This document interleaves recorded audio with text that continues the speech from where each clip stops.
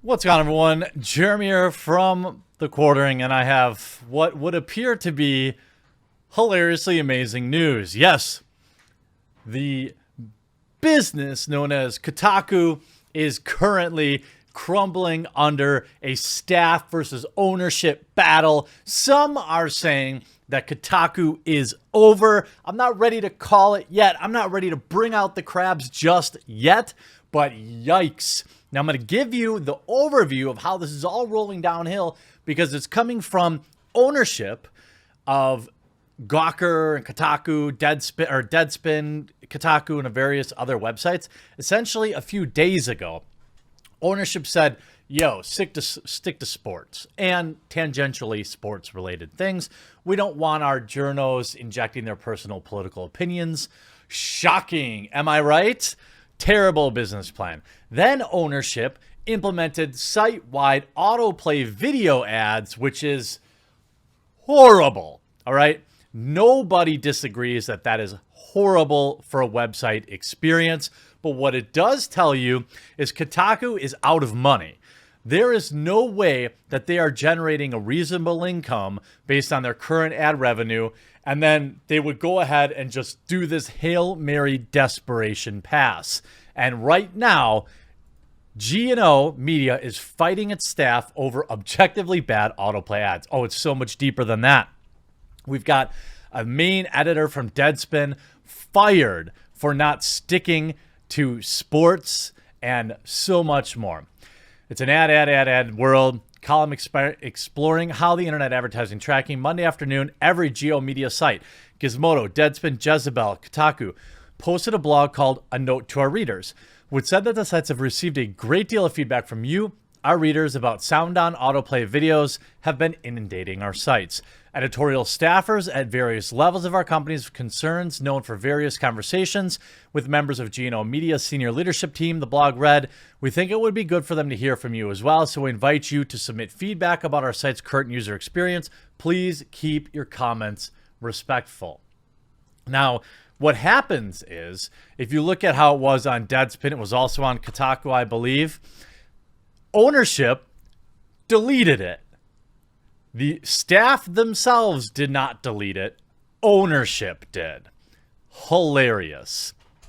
Within a few hours, management at G&O Media, which is owned by the private equity firm Great Hill Partners, unilaterally deleted these blog posts soliciting feedback, which could be a violation of Gizmodo Media Group's union contract that protects editorial independence.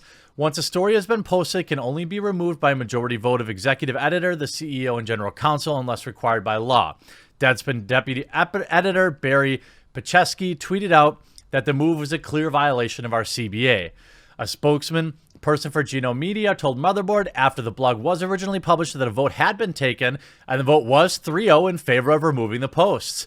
3 people in those roles are people, Great Hill Partners stooges. Implementing autoplay videos was construed not just as an annoyance, but objectively bad internet practice.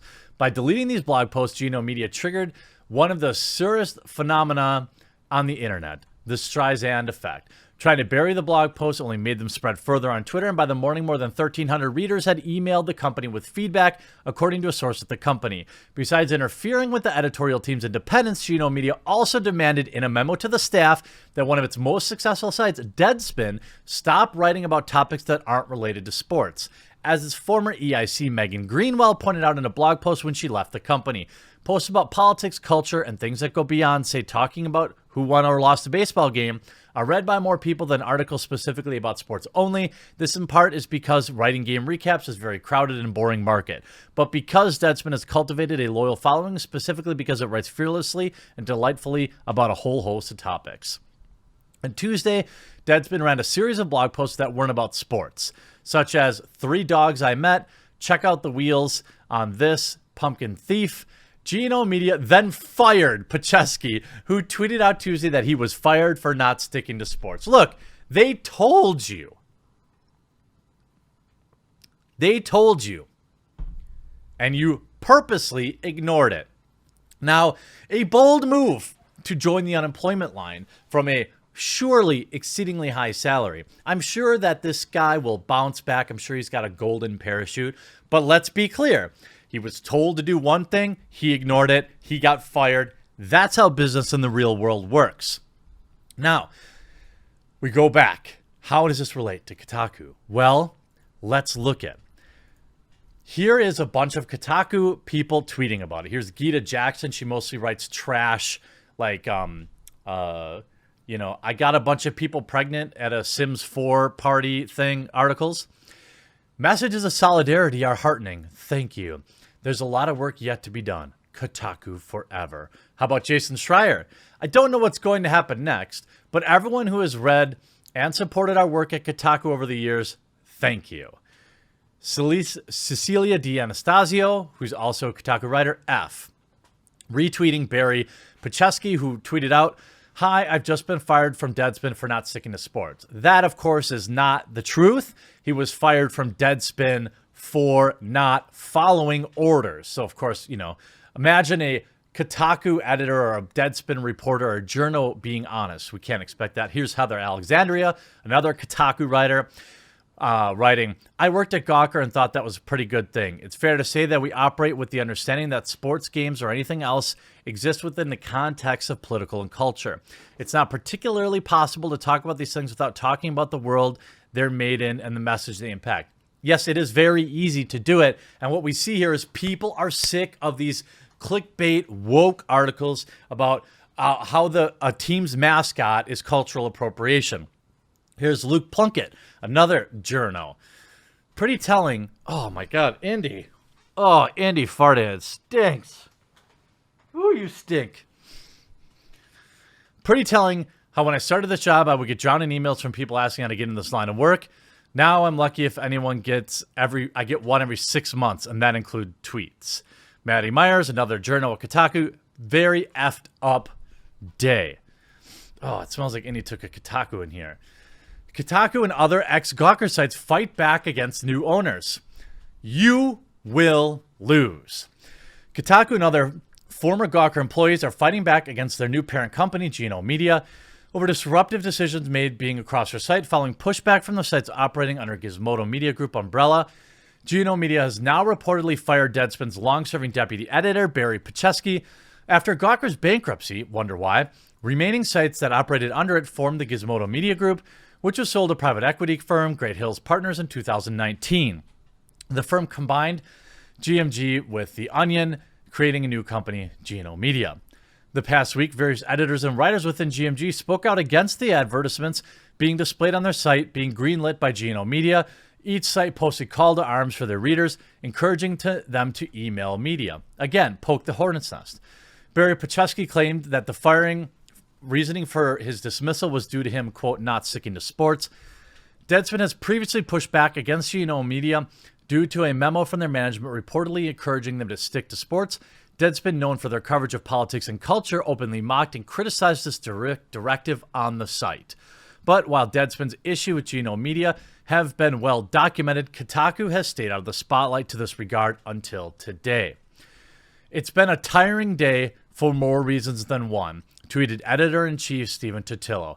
"Thank you to everyone who has stuck with Kotaku through thick and thin.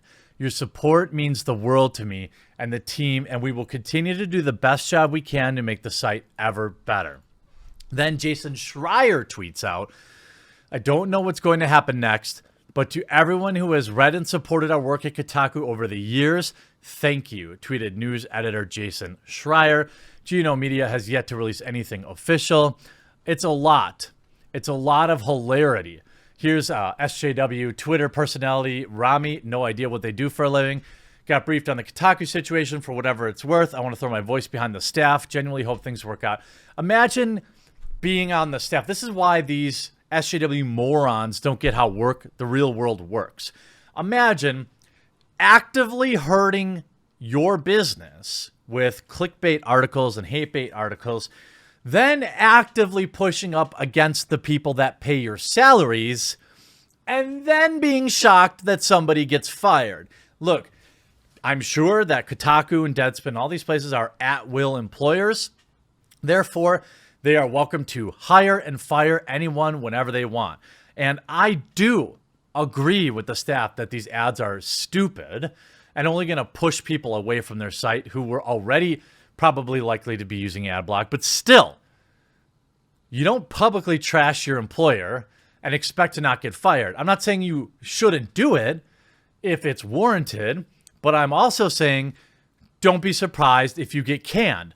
Don't be surprised if there's a large sweeping swath of layoffs coming at Kotaku and other sites, because business people understand that alienating your audience and dividing your potential audience in half isn't a great place to start trying to make money in a world where it's almost universally impossible to do so with a simple website anymore. I look at Exclusively Games. No way that site exists without Patreon or Kickstarters every 6 months. I can't imagine what the overhead is for a site like Kotaku. And if new ownership is coming in and saying, look, I mean, let's be honest here. There's no way they implement these absolutely idiotic ads if they're making enough money, right? There's no way they introduce this if they're making enough cash. Why wouldn't you have tried selling merch or tried premium? I mean, ESPN themselves has a premium thing that they've been doing for years. They were one of the first websites to start putting articles behind paywalls. I would suspect that's what you're going to see out of Kotaku and Polygon in the very near future. I also suspect that people like Stephen Totilo and Jason Schreier have been told to toe the line, and they're probably considering pushing back against it. I, for one, look forward to a new world of good video game content. Perhaps this means a redemption arc for Kotaku. Perhaps it doesn't. Either way, couldn't have happened to better people. Hope you enjoyed this video. We'll talk to you again real soon.